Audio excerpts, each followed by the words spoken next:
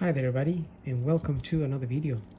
On today's video I have this key fob that belongs to a BMW Series 2, the F45, and I'm pretty sure maybe other models use the same key fob as in BMWs. On today's video I'm just going to show you how you can access the battery. I don't actually need to replace it, but I'm going to show you how you can access it, remove it and replace it.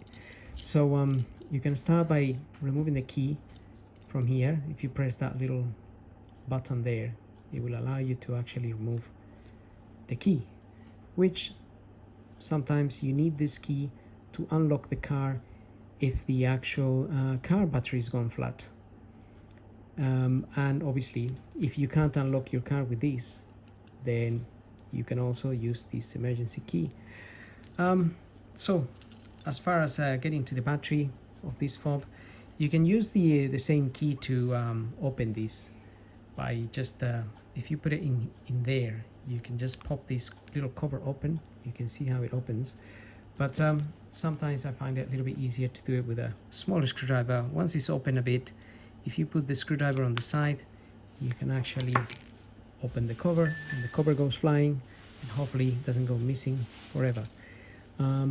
Then you have access to the battery.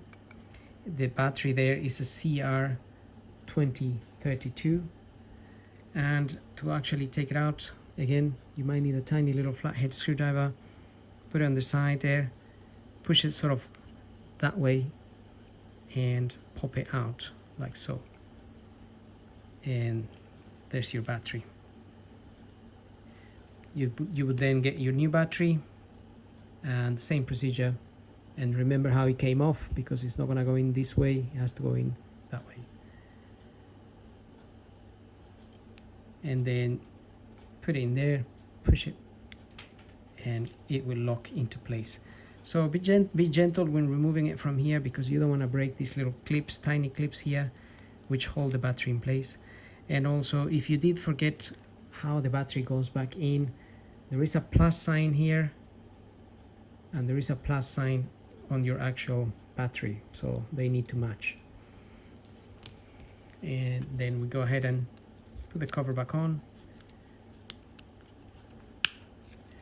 Sometimes this cover can be a little bit fiddly to fit back on, but it is doable. Just need to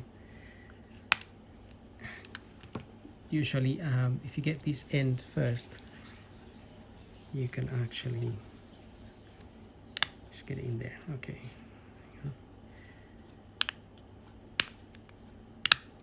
right, and then lock it. That's it. Now we can put